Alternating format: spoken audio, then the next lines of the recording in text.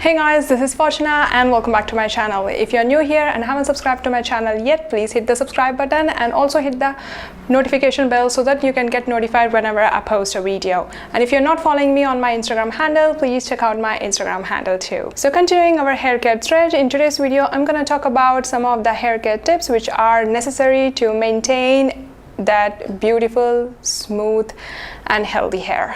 So tip number one is shampoo your hair regularly. Whatever your hair care routine is, whether you wash your hair 2 times a week or 3 times a week or every day, stick to the routine and wash it regularly. If you're someone who washes your hair every day, I would recommend you to use mild shampoo or use just water to wash your hair, but don't forget to use a conditioner. So to maintain a clean scalp and to get rid of all the dirt and pollution and the oil buildup in your scalp, it is necessary to shampoo your hair regularly. See, shampooing will help in reducing that itchiness or flakiness or that greasiness from your hair, and also it will help in stimulating the healthy hair growth. And if you are suffering from that stubborn dandruff, shampooing regularly will definitely get rid of it. So tip number 2 is don't over shampoo. Yes, shampooing regularly is good, but overdoing is really not good. If you shampoo more regularly than needed, it is gonna just make your hair more dry, more flaky and more frizzy, and eventually your hair will lose that smoothness, that lustrous volume, and it will start falling off. So based upon your scalp health, you shampoo accordingly, but don't overdo anything, and also don't use excess amount of shampoo. So you can also do like you can take a bit of shampoo and you can add a little bit of water into it and mix it and dilute the shampoo and then use it on your scalp.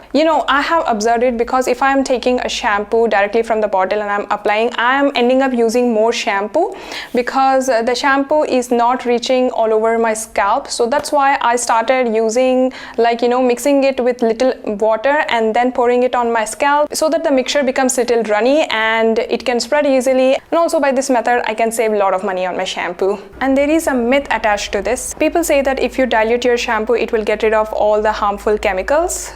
No, it doesn't, because at the end of the day you will be using the whole mixture. So no, so don't believe that. So tip number 3 is don't skip your conditioner. Conditioner is a very important step in the hair care routine, and if you're not using conditioner, then start right now, because conditioner will provide that extra hydration and moisture to your hair, which will help in controlling your hair.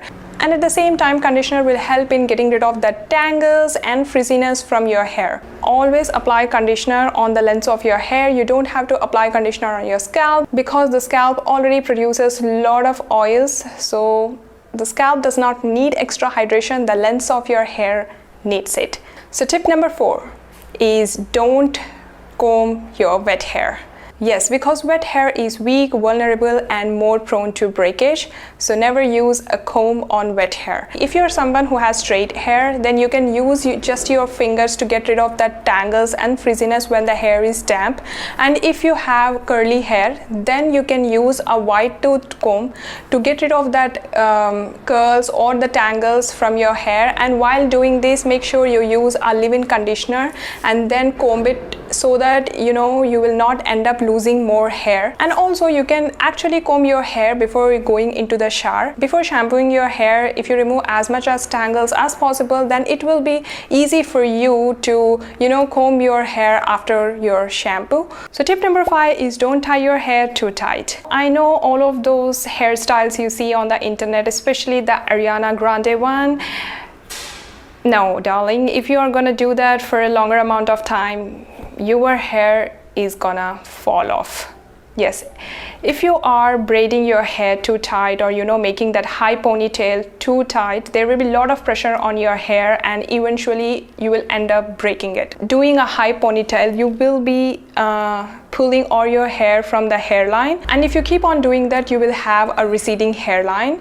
Yes, your hairline will be moving backwards. So that is something called as traction alopecia. So traction alopecia is nothing but if you are putting more pressure on your hair, it will lead to more hair loss. It becomes too severe that you will end up having a permanent hair loss. Then tip number 6 is switching your hair part. Yes, I know there are so many people who have one single hair part their whole life. It's not good. Yes, because you have to keep changing your hair partition. Like, if you are doing center today, make sure you do on the left side or right side and keep changing it. If you are having that single partition for a very long time, eventually the hair around that area will start losing its volume and it will become thinner and thinner. If you are someone who is like, I am trying to do my hair part, but whenever I do it, it actually, again falls to the same side. See, this happens because you are doing that hair part for a longer time. Initially, the hair bands and hair clips will help you with your new hair part, and slowly your hair will understand and it will mold accordingly to whatever parting you are doing. So tip number 7, don't rub your hair. I know this happens in the shower and outside the shower. So when you are in the shower, you will take that shampoo and you will rinse off your hair, rubbing it. Don't do that. So you need to apply shampoo only on your scalp. Your hair length does not need any extra shampoo. Whatever shampoo, whatever the residue is there, you can, work it out along the length of the hair. What you're doing here is you are tangling your hair yourself. And when you come out of the shower, you will take a towel and you will just again start rubbing it. Don't do that because you are tangling your hair yourself again. So when you are again taking a comb and getting rid of those tangles, just imagine the tangles which you have created in the shower and which you have created outside the shower. You are just making it more and more difficult for yourselves to get rid of those tangles. Also remember to use a microfiber towel or an old t-shirt to just dab your hair or just scrunch your hair, and remember to use something which is lightweight. I know there are people who like to tie their hair up so that the towel will soak up all the water, but when you are doing that, make sure you are using a towel which is very lightweight, because if you're using something which is very heavy, it's gonna again pull your hair back, and especially when your hair is shampooed, it is wet and it is very weak at the time, and you will end up having more hair loss. So remember, be gentle with your hair. So tip number 8 is don't keep your hair mask for a longer amount of time, especially when you're using those DIYs, like applying that banana or aloe vera, curd, onion juice, egg, flaxseed, whatever those DIYs you do, you will end up keeping it for a longer amount of time, which is not good for your hair. For example, if you have applied onion juice on your hair, make sure you immediately cover it up with a shower cap and don't let it dry. Because once it gets dry, when you go into the shower, it is very difficult to get rid of that onion juice from your hair, because unlike hair care products, these DIY masks will leave a residue on your hair. So to get rid of that residue, you will end up using more hair product and more water, and it will again make your hair more drier and drier. Make sure it doesn't get completely dry so that you will get all the benefits which you require from that mask. Tip number 9 is let your hair dry naturally. So the best way to dry your hair is naturally, or you can use an air dryer. See, you have to avoid blow drying your hair as much as possible. If you're using heat every time to dry your hair, it will lead to hair fall. And also in this process, make sure you are drying your hair within 1 hour you come out of the shower. If you're letting your hair sit wet or damp for a longer amount of time, at the end of the day you will feel that your hair is greasy, and also it is not bouncy or that voluminous hair which you are expecting after a hair wash. So tip number 10 is to keep a check on all the contributing factors. See, the first thing is avoid stress. A lot of stress hormones are definitely gonna make your hair fall. That is the most common thing. I think everyone knows about it. Try to switch into other activities which will keep your mind away from the stress you are suffering from. If you have suffered from any kind of illness in the last 3 months, you are gonna definitely experience hair fall. See, that is common. So always try to know what is the cause of your hair fall so that you can treat it, and also the lifestyle you are leading, what is your sleep cycle and what is your diet. Especially if you are switching your diet, like you are having some kind of diet before and now you are switching it maybe into dieting, or you are more depending on the packaged foods or the fast foods than home foods, then at the time you will also have a lot of hair fall. Balanced diet is very much necessary to have that beautiful hair. You have to protect your hair from pollution and sun.